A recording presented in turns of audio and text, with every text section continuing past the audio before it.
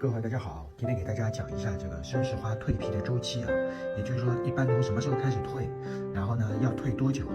那首先这个地区不一样啊，它开始蜕皮的时间都是不一样的。在这里呢，我这边坐标是江浙沪啊，我给大家讲一下，一般在我的环境当中，最早蜕皮的一定是曲玉啊，相对啊一定是曲玉。什么是曲玉呢？那这一盆是曲玉啊，然后呢这一盆也是曲玉，然后呢这个大的群生的也是曲玉啊，曲玉是最早蜕皮的。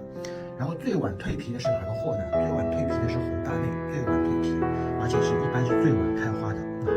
这个其他的都是陆陆续续开始蜕皮的啊，但是你也要随着环境跟个体的差异要有所区分啊。我举个例子，像这一盆啊群生的这个曲玉，看到现在都还没有什么蜕皮的迹象，因为它都是比较饱满的啊。但是前提啊，你要已经发根浮盆了，它是健康的状态，它才会进行到蜕皮。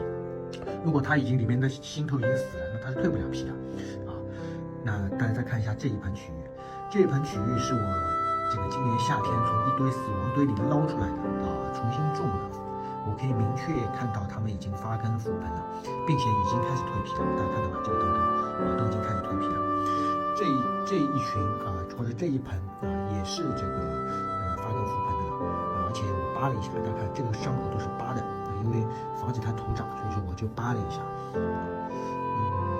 所以说只要你确定啊，你的这个生石花已经发根浮盆了啊，它们的蜕皮其实是早晚的事情啊。大家比方看这一盆，这一盆是日轮和 C 这个3835蓝玉荒玉的这个混种在一起的。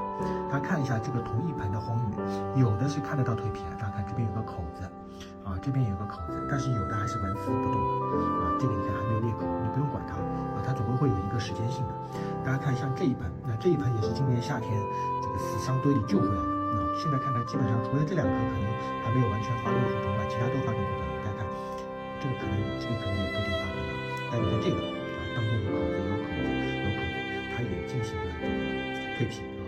那你看这个纹丝不动啊，纹丝不动啊。当然它一旦蜕皮之后啊，这个只要你不要去浇水，然后这一颗是这种原始的拿铁啊，这个相貌还是比较这个传统的啊，这个不知道大家看得清吗？这个当中其实已经挺漂亮的。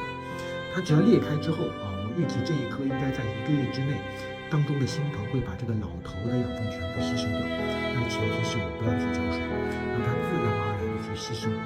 是这一颗上个礼拜当中还没有这么大的面积，但是这个礼拜它已经明显面积大很多了啊。这一颗也是已经看到当中的纹路了啊，大家看蜕皮了。所以一般性来说，只要开始蜕皮了，你不要去浇水啊，这个增强一些光照吧，应该1-2个月啊就可以蜕皮完成啊。这一盆也是这个今年夏天从死伤堆里救回来，但现在基本都是发根浮盆了，但蜕皮可能还是有一个过程啊，给他们点时间啊。这个关于生石花的这个发根浮盆问题啊，也不用太担心。不要一定的去讲这个什么时候开始蜕多久啊，它都是有个周期的。我甚至有个别生石花蜕了1年都还没蜕干净，都是很正常的。同时呢，生石花因为它毕竟还是植物，这个死掉的风险还是依然有的。这个别说新手，我现在还是会有死生石花的这个状态和情况，所以说我希望大家多注意。像这个如果说有后代的话，它就是几百个后代。其实影响也并不大，啊。虽然讲的有点残忍啊。今天这个视频就给大家讲一下这个蜕皮阶段，尽量不要去浇水，只有一种情况会浇水。